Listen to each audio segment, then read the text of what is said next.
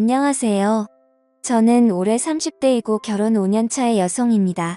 남편과 저는 사회생활을 하다가 만나게 되었어요.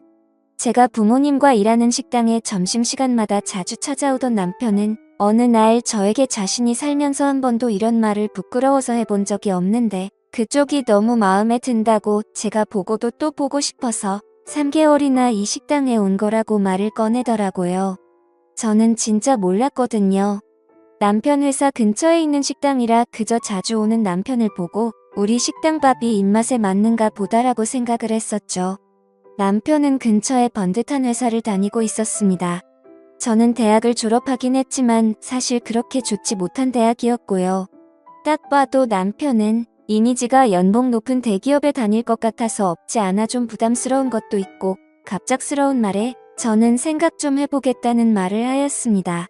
그 이후 남편은 처음이 너무 힘들었지 저에게 마음을 표현한 이후부터 더욱 안달이 났는지 이제는 점심이 아니라 저녁까지 찾아와서 매일 같이 한 번만 자기랑 데이트하자고 졸라댔었습니다.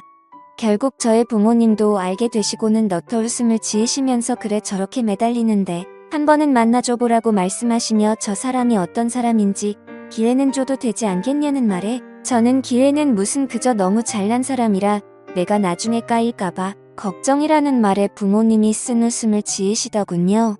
그렇게 남편의 성화에 못 이겨 데이트를 시작하게 되었습니다. 남편은 제가 생각했던 것보다 더 대단한 사람이었습니다. 그냥 식당 근처가 회사촌이라 회사 직원인 줄 알았던 남편은 회사 직원이 아니라 알고 보니 한 회사를 이끌어가는 대표더라고요. 물론 직원이 아직 8명밖에 없는 조그마한 스타트업 회사 대표라고 그리 큰 것도 아니라는데 월 매출이나 순이익은 들을수록 제가 상상도 못해본 수준이었고 학교 또한 명문대를 졸업한 남자였습니다. 그래서 첫 만남 이후에 집에 와서 곰곰이 생각하다가 진짜 이건 아닌 것 같다고 자기와 너무 차이가 나서 부담된다니까. 밤에 남편은 저를 찾아와 손을 붙잡고 잠시 끌고 나가더니 저에게 이렇게 말하였습니다. 내가 모자란 인간이라서 안 된다면 이해는 하겠는데 그게 아니라 단순히 너무 차이가 나서 부담된다고 거절하는 건 난 도무지 이해가 안 된다고. 나는 내가 잘났다고 자랑한 것도 없고 그저 정말 지금까지 열심히 살아온 걸 말한 것뿐이고 누구를 만나든 정말 내 자신이 떳떳하고 싶어서 그런 거였다는 말에 저는 남편에게 말하길 제가 당신을 만나면 제가 떳떳하지 못하다니까 그 떳떳하지 못하다는 것을 내가 채워주면 되지 않냐고 내가 그만큼 잘하면 되지 않겠냐는 말로 무작정 저를 설득하더군요. 저는 그런 남편의 끈질김도 끈질김이었지만 그렇게 자꾸 매달리니 가랑비에 옷 젖는 줄 모른다는 말이 맞는지 어느새 남편에게 정이 들어버려서 끝내 사귀게 되었습니다. 솔직히 사귀면서 제 속마음은 내심 그저 저를 한두 달 만나다가 지치게 되면 금방 헤어지겠지라는 생각을 했지만 생각과 다르게 저희는 1년이라는 시간을 만나게 되었고 남편은 저에게 프로포즈까지 해서 결혼까지 하게 되었습니다. 남편은 자기가 입 밖에 내뱉었던 대로 여자들한테는 숙맥인 수준이라 처음 본 여자한테 말 건다는 건 진짜 상상도 못할 수준이었지만 책임감이 엄청 강해서 자기가 한 말은 반드시 지키려고 하는 노력하는 남자였습니다. 이런 남편의 좋은 성격이 결혼을 하고 나서 저에게 엄청난 스트레스가 될 줄은 결혼할 때까지만 해도 저는 전혀 몰랐습니다. 남편은 자신이 전셋집도 있고 그냥 저보고 몸만 들어와서 살라고 청혼했는데 그게 어디 말처럼 쉽나요? 저의 부모님도 그 이야기를 듣고는 그건 그렇게 하면 절대 안 된다고 안 그래도 남편에 비해서 모자란데 그렇게 정말 몸만 갖다가는 시댁에 무슨 소리를 들을지 모른다고 남편을 오히려 타박하시며 잠깐만 기다려보라고 말씀하셨고 그러곤 제 어머니는 무언가 깊은 곳에서 고이 간직하던 걸 꺼내보시더니 저희 이비 부부에게 말씀하셨습니다. 딸 결혼을 지원해주려고 정말 고이고이 조금씩 모아둔 돈이라며 1억이 들어있는 통장과 도장을 내주셨습니다. 그 이후로 제가 걱정되었던 건 바로 떨리고 떨리던 시댁이었죠. 처음 시댁에 인사를 드리러 간 날 남편과 도련님 그리고 시부모님들이랑 첫 대면을 한 날이었는데 다들 저를 따뜻하게 맞이해 주셨는데 시어머니는 자기 아들과 너무나도 모자란 제가 마음에 안 드셨는지 대놓고 무시하고 면박을 주시더군요. 시댁이 잘 사는 줄 알았지만 그것도 아니었습니다. 남편 스스로가 성공해 나가는 과정이라 본인 전세와 집, 그리고 모은 돈이 꽤 있을 뿐이지 시댁은 그저 평범한 집안이었고요. 남편이 버는 돈의 일정 부분을 시댁 살림살이 넉넉해지도록 지원해주는 수준이었습니다. 시댁의 차와 가구, TV 등 전부 다 남편과 도련님이 해준 거더라고요. 도련님도 남편이랑 성격이 많이 닮았는데 무려 동생은 의사였거든요. 이 집은 자식 농사를 진짜 잘 지은 케이스였고 다행히 아들 둘 다 성격은 시아버지를 닮아서 책임감이 강하고 약자를 돌보는 그런 성격이었어요. 시어머니는 그런 아들 일세를 엄청나게 부리는 여자였습니다. 첫 만남부터 제가 그리 마음에 안 드는 걸 대놓고 표현했지만 상견례에서 부모님 앞에서까지 그럴 줄은 몰랐어요. 상견례 식당에서 종업원이 음식을 가져다 주자 음식 장사하는 것들은 몸에서 음식 냄새가 배어서 근처에만 가도 코가 막힌다는 말을 저한테 대놓고 할 정도였죠. 저밖에 못 들어서 다행이었지 누가 봐도 저와 제 부모님을 비하하는 발언인 것을 알았습니다. 제가 너무나도 서운해서 나중에 그런 사실을 남편에게 말하자 남편은 제가 잘못 들었겠지라며 믿질 않더군요. 자기 엄마가 돈은 좀 밝혀서 그렇지 그런 경우 없는 소리를 하시진 않을 거라면서요. 그래서 저는 시어머니의 발언에 대해서 제가 잘못 들은 거라고 세뇌했습니다. 그렇게 결혼을 하고 나서도 저는 부모님 식당에 나가서 일을 하자 시어머니는 어느 날 저를 불러서 언제까지 그 부엌대기 같은 천한 일 계속할 거냐며 그것도 자기 아들 회사 근처에서 직원들한테 부끄럽게 뭐하는 짓거리냐며 저를 보자마자 소리를 질러대더군요. 저는 시어머니의 오름장에 순간 주눅이 들어서 아무 말도 못하고 있었고 심지어 시어머니가 말하는 욕을 다 듣고 있다가 집에 돌아와서 부모님께 시어머니가 자기 아들 직원들 다니는데 이러고 있는 게 마음에 안 든다고 했다고 하니 부모님께서도 그럴 수도 있겠다며 너도 그냥 가정주부로 이제 살으라고 우리도 이번에 건물 계약 기간 끝나면 옮길 거라고 하시더군요. 사실 저 때문에 옮긴 거였죠. 남편은 그 사실을 알고는 저의 부모님을 찾아가 말리려 했지만 막무가내로 진짜 부모님은 이사를 가셨습니다. 그때부터 저는 부모님 가슴에 못을 박았나 봅니다.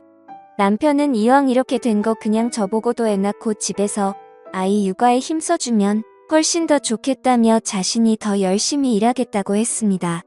그렇게 제가 일을 안 나가게 된 남편은 빠르게 아이를 가지고 싶어 했고 그렇게 저는 2달도 채 지나지 않아서 아이를 임신하게 되었습니다. 근데 제가 집에서 쉬고 있는 게 그리 못마땅한지 그때부터 시어머니가 저를 매일 같이 불러대더군요. 저희 집에서 시어머니 집 가려면 나름 거리감 있는 1시간 거리인데 그걸 하루 이틀도 아니고 매일 같이 불러대서는 저에게 말하길 더 잘하는 일이나 한번 해보라고 말을 하더군요.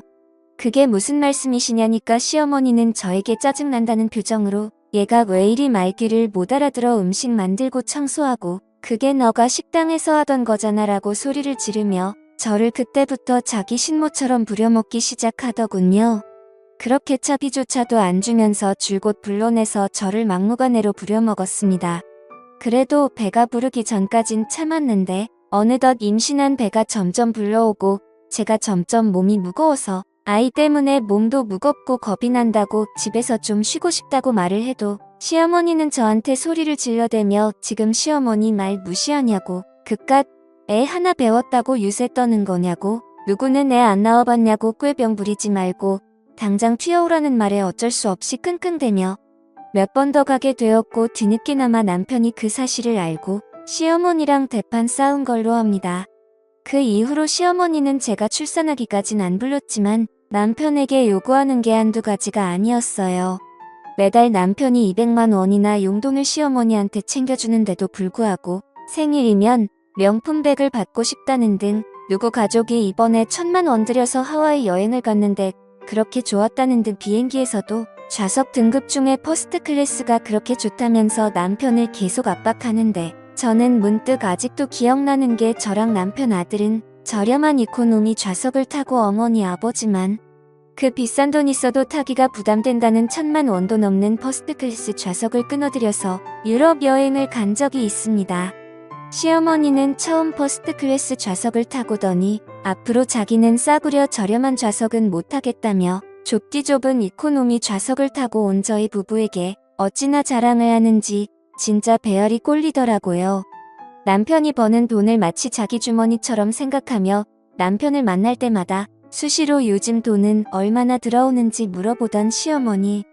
지금 다시 생각만 해도 치가 떨립니다. 압니다. 제가 얼마나 바보 같은지요.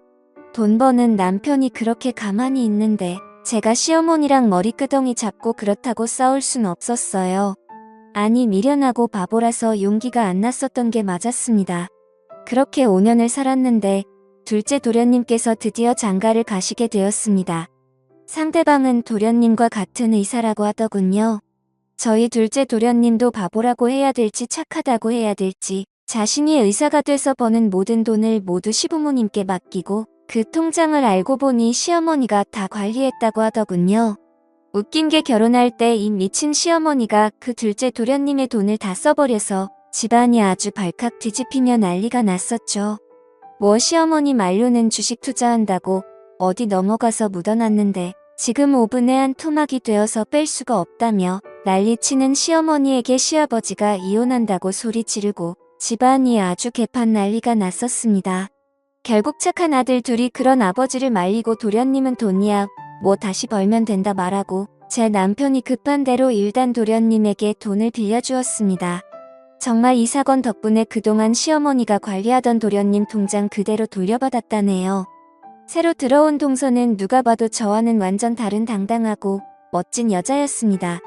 정말 저 같은 여자랑은 차원이 다른 본인 자신에 대한 자신감이 매사에 넘치는지 기죽지도 않고 자신감 있게 답변을 다 했고 시어머니는 그런 동서가 마음에 안 드는지 동서가 나가고 나서 이죽이면서 한다는 말이 어디 어린 것이 새파랗게 눈을 뜨고 또박또박 말대꾸를 하냐며 혼잣말을 하는데 참 진짜 자기 꼴을 모르더군요. 그때부터 시어머니의 어줍잖은 동서 길들이기가 시작되었습니다. 저한테 한 짓거리를 동서한테 똑같이 하려 했지만 동서는 저와 다르게 만만치 않았어요. 시어머니 전화를 대놓고 무시하며 일한다고 바쁘다고 받지도 않았어요. 그 이후로 동서가 저한테 전화가 와서 말하길 형님 그동안 어떻게 이런 걸 당하고만 사셨냐며 자기는 절대 이렇게 못 산다고 말하더군요. 그때부터 동서와 시어머니의 신경전이 시작되었죠. 시어머니는 대놓고 둘째 도련님 돈들을 들고 가려고 하셨고 맨날 명품이다 어디 가고 싶다고 말하면 동서는 결혼할 때 한 푼 안 보태주셔놓고 바라시는 게 너무 많으시다고 면박을 주더군요. 진짜 옆에서 어찌나 속이 시원하던지 대박. 시어머니는 동서에게 그 말을 듣고는 얼굴이 울그락불그락해져서는 시어머니 말이 말 같지 않냐고 소리를 질러댔고 동서 역시 안 진다는 말투로 말 같은 소리를 해야 말을 듣죠. 어머님이 어디 나가서 1,000만 원 벌어와 보세요. 자기들 결혼식에 주식 도박질이나 하시다가 아들 돈까지 다 날려서 사실상 도움 하나도 준 것도 없으시면서 맨날 명품의 해외여행에 현실적으로 드라마 좀 그만 보시고 이제는 좀 정신 차리시라고 동서가 시어머니에게 쏘아붙이자 내심 저의 남편과 둘째 도련님도 맞다고 생각하는지 동서를 말리기는커녕 아무 말도 안 하고 있자 시어머니는 아이고 늙으면 죽어야 된다고 하더니 갑자기 짐을 싸서 나가버리더군요. 와 그날 동서랑 전화하면서 너무 속이 시원해서 고맙다고 했었죠. 그러더니 결국 사고를 쳤습니다.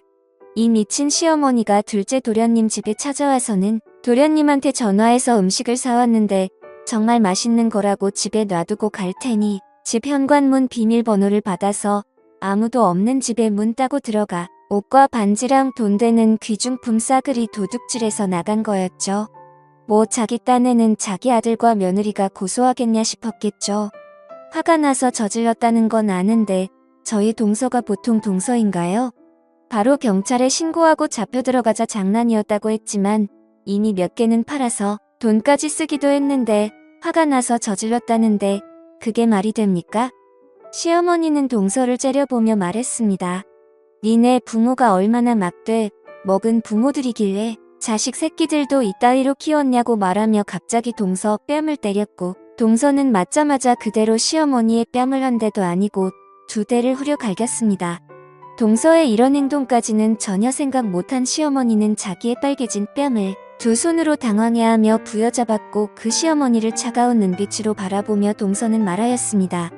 지금 시어머니가 선을 넘어도 제대로 선 넘은 거라고 절대 합의란 없고 무조건 감옥 보낸다고 말하자 시어머니는 동서에게 뺨 맞은 현실이 아직도 믿기지 않은지 멍하니 있더군요. 저는 내 심속이 시원하면서도 저 역시 뺨까지 때릴 줄 몰랐던 이 상황을 어떻게 해야 할지 몰랐습니다. 사실 시어머니가 도가 지나치게 선을 넘은 건 맞았으니까요. 속으론 박수라도 치고 있었네요. 도련님과 남편도 시어머니가 명확히 잘못한 거라 뭐라 말도 못하고 속은 시원한 것 같긴 한데 자기를 낳아준 엄마니까 표현은 대놓고 못하는 그런 상황이 되자 시아버지는 막내 도련님 보고 미안해. 내가 달래주라고 말씀하시며 저에게도 집에 일단 돌아가라고 말씀하셨습니다. 그 이후로 시아버지는 동서에게 연락해 이번 일은 시아버지 얼굴을 봐서라도 한 번만 없던 일로 하자고 해서 탄원서하고 잘 처리했고 시어머니는 그 이후로 진짜 쥐 죽은 듯이 삽니다. 시아버지가 한 번만 더 집안 분란 일으키면 쫓아낼 거라고 으름장 났다네요. 저희한테 연락도 안 하고 이제 시댁 집에 가면 시어머니는 그냥 조용히 식사만 하고 쥐 죽은 듯이 지냅니다. 자만을 높은 줄 모르고 날뛰시더니 모두가 자기 편 안 들어주고 도둑질하다가 며느리한테 뺨까지 맞고서야 정신을 차리다니 동서의 시원한 성격이 참 부럽습니다. 지금까지 제 사연을 들어주셔서 감사드립니다.